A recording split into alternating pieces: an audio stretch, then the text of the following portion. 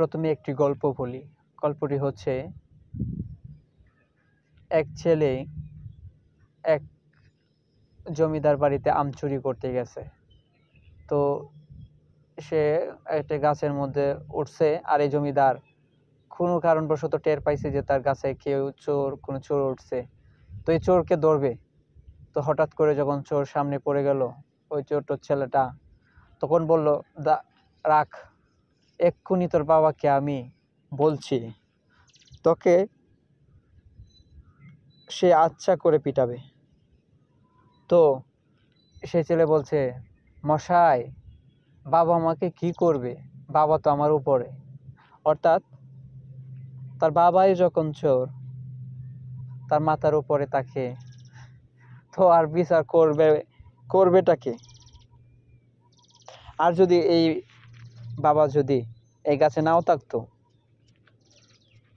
তাহলে যদি বাসায় যাইতো, যাই বলতো যে তোমার বেটা তো চুরি করছে, তুমি ওর বিচার করো, তখন এই জমিদারকে বলতো, আচ্ছা মশাই, ও আসুক বাসায়, আমি ওর শাস্তি দিব। তো বোঝার তো আর বাকি নাই যে আসলে কেমন শাস্তি দিবে তার পিতা তার সন্তানকে।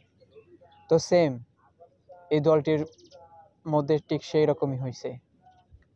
যতই লুটতরাজ, দখলদারিত্ব, মানুষের মাল সম্পদ, মানুষের চরিত্র নষ্ট যাই করুক না কেন, আমরা যতই অভিযোগ জানাই, কোনো লাভ হবে না। অলরেডি তো আপনারা শুনতেই পাচ্ছেন, বিএনপির ভারপ্রাপ্ত বড় নেতা সালাউদ্দিন আহমেদ তিনি তো বলেই দিছে, যেটা একটা বিচ্ছিন্ন ঘটনা, এটা নিয়ে একটা অরাজনৈতিক করা হচ্ছে। এই বিষয় নিয়ে তারা খুব একটা, তাদের মধ্যে তোড়জোড় নাই। তারা আজীবনের জন্য তাদেরকে পদত্যাগ করা হয়েছে। তো আসলে আমরা কি বলবো, যেটা প্রকাশ্য দিবালোকে পুরান ঢাকায় মিড ফোল্ডেই তো মারা গেছে। হ্যাঁ, এখানে মারলো, হত্যা করলো, তো কি হয়েছে? কিছুই তো হয়নি। আর সবচেয়ে মজার বিষয় হলো যে সোহাগ, অর্থাৎ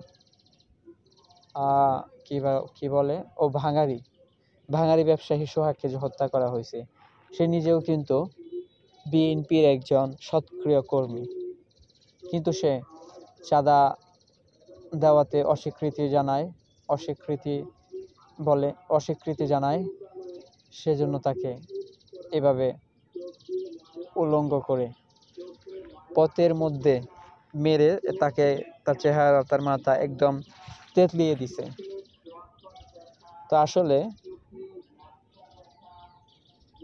আমাদের দেশের রাজনীতি, নির্বাচন আসলে এরকমই।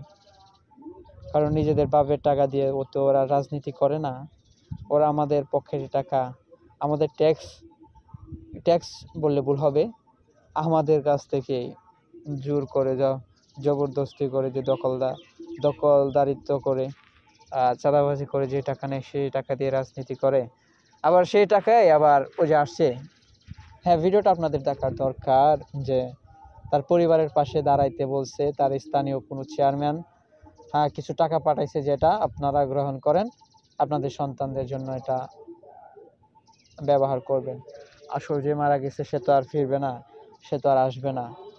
এইভাবে ভাই আর কত সান্ত্বনা দিবেন, কত বুঝতে হচ্ছে।